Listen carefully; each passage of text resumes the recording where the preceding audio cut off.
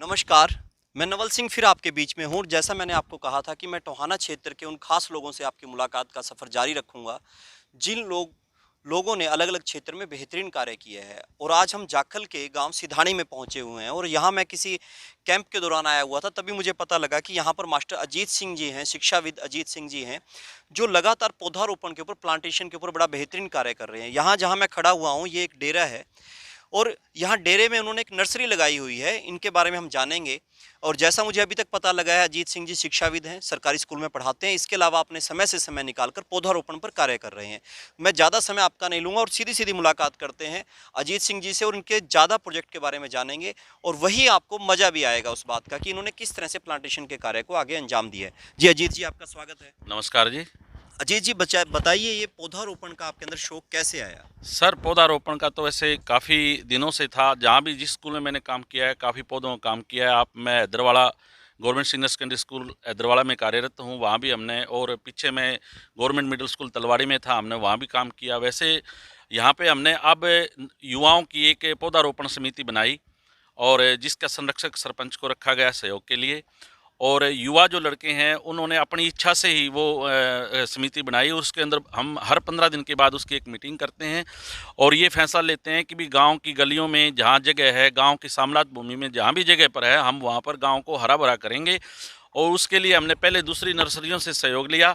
फिर हमने सोचा कि भी पौधे जो है ना, इस प्रकार के पौधे जो गांव के लोगों को चाहिए, जैसे एक पपीते का है, अमरूद का है, अनार का है, किसी को छायादार चाहिए, किसी को छोटा घर में लगाने के लिए छायादार चाहिए, जैसे पापड़ी वगैरह होती है, बकैन वगैरह होती है, किसी को खेतों में बड़ा छायादार चाहिए। वो पौधों को हमने इकट्ठा करना शुरू किया और फिर गांव के लोगों को हमने उसकी इच्छा के अनुसार, या अगर कोई एक पपीता लेता है, दो लेता है, कोई अमरूद मांगता है, हमने उसको उपलब्ध करवाने के साथ साथ ये भी कहा भी हम खुद जाके आपके खेत में लगा सकते हैं तो अगर। ये आप निःशुल्क उपलब्ध करवाते हैं? हाँ जी सर, हम ये ना निःशुल्क उपलब्ध करवाते हैं। हमारी समिति के लोग सिर्फ थोड़े से पैसे में हम लिफाफे लिफाफे खरीदते हैं और मिट्टी भी हमारे पास फ्री है।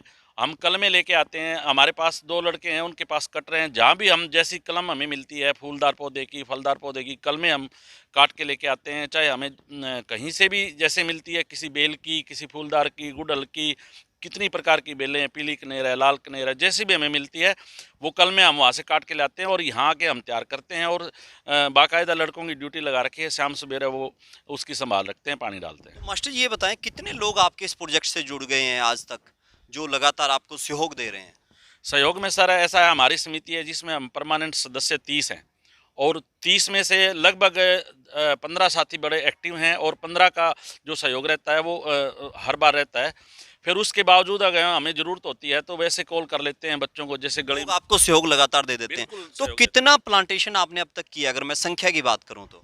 संख्या सर, संख्या तो ऐसा है, अभी हमारा जो है ना गिनती तो नहीं की, लेकिन हम उपलब्ध करवाते हैं जैसी भी मांग होती है। चाहे खेत में लगाए, सामलात भूमि पर हमने प्लांटेशन किया। अभी अभी लेटेस्ट मैं बताता हूँ सर आपको, देखना कि हमने गांव में 12 पौधे बढ़ के लगाए हैं और 8-7 पौधे उसके पीपल के लगाए हैं, 4-5 पौधे नीम के लगाए हैं तालाब के किनारे पर। अच्छा, ये आपने क्या क्या पौधे लगाए हैं, इनके बारे में थोड़ा बताइए। सर ये हमारे पास ना, जैसे हम लोगों की मांग के अनुसार तुलसी का है, एक पौधा हम नया लेके आए हैं जो कि जिसका पत्ता खाने से शुगर कंट्रोल रहता है, उसकी हमने कलमें तैयार की हैं।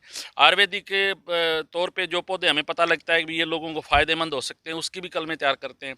घरों में लगाने के लिए फूलदार पौधों की भी कलमें हम तैयार करते हैं। जैसे हमारे पास गुलाब की कलमें हैं, अब 100-150 कलमें गुलाब की हैं जो तैयार हैं। गुड़हल की कलमें हैं जो 100-150 कलमें गुड़हल की हैं और उसके साथ ये कनेर वगैरह की हैं।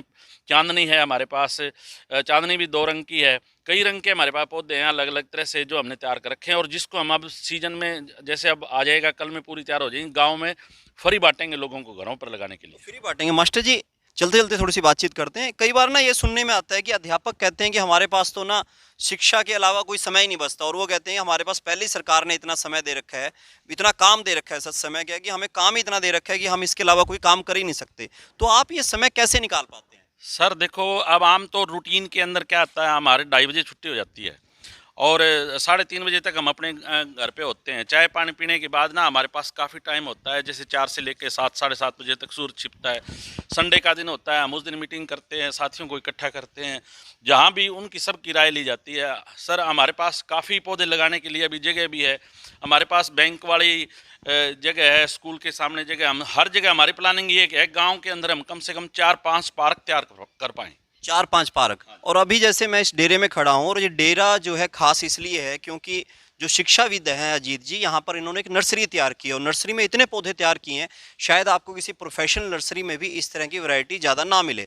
फिर भी मैं यहाँ से आपको सीधा ले चलूँगा बाहर की तरफ और वहाँ एक तालाब है। वो तालाब के किनारे भी आपने प्लांटेशन की है जैसा मुझे पता लगा है, उसको हम देखेंगे भी। पर मेरे को एक चीज़ बताइए, ये आपको प्रेरणा कहाँ से मिली है एक शिक्षाविद को कि वो पौधारोपण में आ गए, या बचपन से कर रहे थे आप लोग ऐसा? सर वैसे तो मेरे को सब्जी वगैरह उगाने का बचपन से शौक था, लेकिन जैसे हम स्कूलों में हैं, स्कूलों में बच्चों को भी बताते रहते हैं। स्कूल अब हमारे स्कूल के अंदर कम से कम भी 25-30 फूल की वैरायटी के फूल हैं, और वो सीजनल भी हैं कुछ और कुछ परमानेंट भी हैं।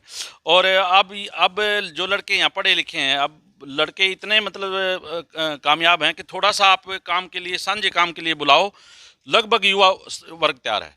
हमारे पास यहाँ जैसे ये भगत सिंह युवा क्लब है, और लाइब्रेरी वाले क्लब है, युवा क्लब है, कितने ही प्रकार के क्लब काम कर रहे हैं जो कि साथी हैं, और वो सारे के सारे बड़े सहयोगी हैं।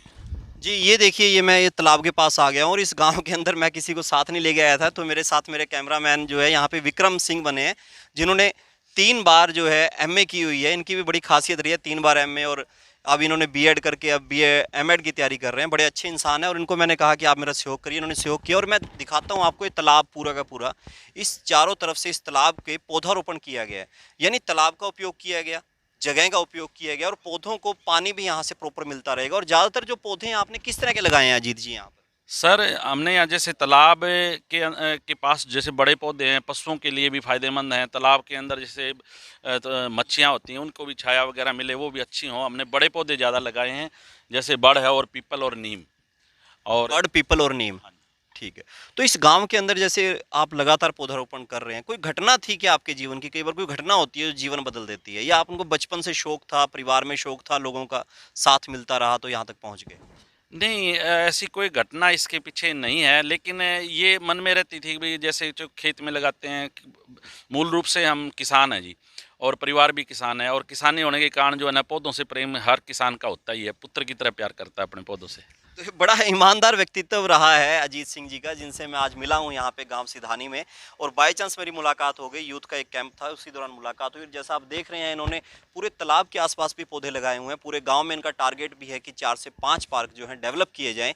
तो मुझे लगता है कि और जो शिक्षाविद हैं, जो अपने स्कूल में कहीं ना कहीं कार्य कर रहे हैं, तो उनको भी इनसे प्रेरणा लेनी चाहिए। और अगर वो गांव से संबंध रखते हैं, अपने गांव में या शहर की कॉलोनी में इस तरह से पौधारोपण का कार्य कर सकते हैं, क्योंकि सारा ही काम, सीधी सीधी बात है कि हम किसी गवर्नमेंट के ऊपर टाल के नहीं चल सकते। हमारी भी इस जीवन में कुछ जिम्मेवारियां हैं, इस प्रकृति के प्रति, हमारे देश के प्रति, हमारे गांव के प्रति। और इसी तरह से जो खासियत भरे लोग हैं, उनसे मैं आपकी मुलाकात करवाता रहूँगा। नवल सिंह, मैं आपसे विदा लेता हूँ, फिर मिलते हैं।